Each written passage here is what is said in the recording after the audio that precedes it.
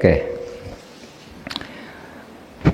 Kesan bahwa terjadi pemerosotan yang agak serius terhadap hukum ini bukan hanya opini kita yang ada di genset. Kita berpendapat, kita melihat, kita protes, tapi ada di angka-angka SIGI. SIGI itu survei, bahwa itu memang merosot dengan metodologinya yang sangat ketat untuk mengatakan kapan kita merosot, kapan kita naik gitu. Nah, sekarang ini kalau kita melihat keadaan kita, kok rasanya kita ini hampir putus asa. Semua hal sudah kita lakukan untuk menegakkan hukum, tetapi kita tahu masih banyak masalah besar. Masalah pertambangan, saudara, masalah pertambangan yang dijarah secara besar-besaran dan dibackingi oleh aparat atau oleh pejabat gitu. Kalau aparat mungkin satu kesatuan, kalau pejabat lah, pejabat tingkat tertentu yang kemudian tentu diikuti oleh anak buahnya. Itu di pertambangan dan lingkungan hidup sumber daya alam terjadi penjarahan besar-besaran yang itu menurut Profesor Fahmi Radi, baru saya ketemu di sini setengah jam lalu. Menurut beliau di Indonesia ini penyelamatan tambang dan lingkungan hidup tidak akan bisa diselesaikan kecuali presiden sendiri yang menyelesaikan. Karena kalau di bawah presiden itu semua backing. Itu Profesor Fahmi Radi. Ya, sekarang juga sedang ada di ruang sebelah sana. Sedang menyampaikan paparan tentang ini. Jadi saudara, ini bukan pendapat orang yang mungkin karena beda pandangan politik, enggak. Sehingga saya 2 minggu lalu saya berbicara di depan The Habibie Center, Habibie Demokrasi Forum, ulang tahun The Habibie Center yang ke-26. Saya menjadi keynote speaker. Ya, seperti ini. Saya katakan waktu itu, saudara, kita ngapain seminar-seminar gini terus? Teorinya udah habis. Gudang teori itu udah kosong, udah dipakai semua. Apapun nanti, coba, apapun nanti yang kita bicarakan, itu teorinya udah lama dibicarakan. Kenapa seminar lagi? Ya kita ingin mengingatkan. Meskipun kita udah tahu nih teorinya gini, harus gini, masalahnya dia udah tahu semua. Sudah habis teori. Tinggal satu teori yang masih workable, yaitu konsistensi dan ketegasan presiden. Itu konsistensi untuk menegakkan hukum.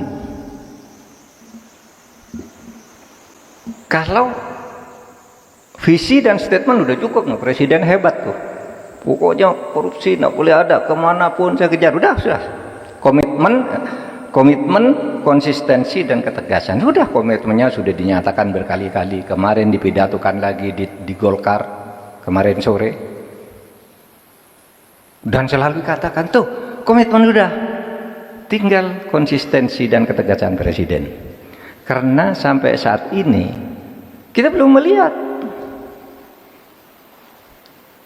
bagaimana ini implementasinya untuk orang-orang di bawah presiden. Sehingga kita tunggu dan kita berharap masih ada asa. Jangan putus asa. Di tengah keputusasaan banyak orang ini masih ada asa. Asa itu harapan. Apa harapan kita sekarang? Kita tunggu. Pak Presidennya apa nih? Untuk kasus ini apa? Yang sudah muncul nih. Kan ini harus Presiden turun nih. Udah banyak nih kasus ini. Apa orang kan curiga ini dilindungi, wah ini sekarang terbongkar, itu dibongkar oleh ini, ditutup oleh ini dan seterusnya. Ini yang sekarang sedang terjadi. Sehingga setengah bulan lagi kita mau masuk tahun baru, kita berharap, kalau saya sih masih berprasangka baik. Mungkin presiden, ingat loh Pak Prabowo orang cerdas. Bacaannya banyak, pengalamannya panjang. Timbul tenggelam di dunia politik sudah dia alami, sehingga saya berprasangka baik. Ini mungkin Prabowo masih sedang menyusun sebuah strategi untuk mencari momentum untuk menggempur ini semua. Itu prasangka saya. Tapi ada prasangka, ini kok sama aja gitu. Nah kita lihat aja nanti, ya sama aja tidak memberikan asa. Tapi saya berharap masih ada asa, karena ini kan baru 52 hari Pak Prabowo memimpin. Kita kan punya rentang 100 hari biasanya kalau menilai. Nah, saudara, saya katakan tadi, kita mencari asa dari situasi buruk. Apa situasi buruk itu? Mari saya sekarang lihat pada saudara. Menurut World Justice Project, World Justice Project itu satu lembaga SIGI, lembaga survei internasional yang mensurvei indeks ketaatan pemerintah terhadap hukum, indeks the rule of law.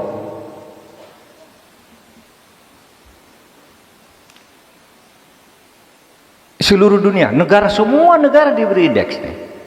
Ini sekian, Singapura sekian, Indonesia sekian, Jepang sekian, Amerika sekian, terus diindekskan. Ini teman World Justice Project yang sekarang orangnya sedang ada di sini. Sengaja saya undang ke Indonesia untuk bercerita. Sudah 10 tahun Indonesia mengalami stagnasi. Mengalami stagnasi di dalam ketaatan dalam penegakan hukum oleh negara. Ada di angka 052, 053. Jauh. Kalau orang sekolah tuh nilainya hanya 15, tidak sampai 6. Biasanya orang dikatakan lulus dan agak jelek itu ya 6 kan. Ini 5,2, 5,3 sudah 10 tahun.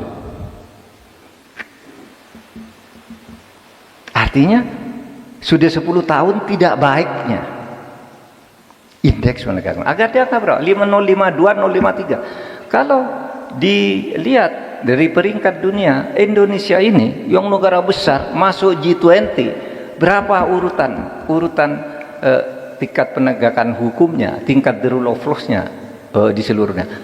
Tingkatnya adalah 55. Dari rata-rata sesudah diperingkatkan gitu, Indonesia itu 52 yang diperoleh, dia ada di peringkat 59 negara di dunia dan 55 di tingkat regional Asia. Rendah banget. Nah saudara sekalian, itulah sebabnya keluhan terhadap penegakan the rule of law itu bukan omon-omon, bukan rasanan politik, bukan gosip, ini angka.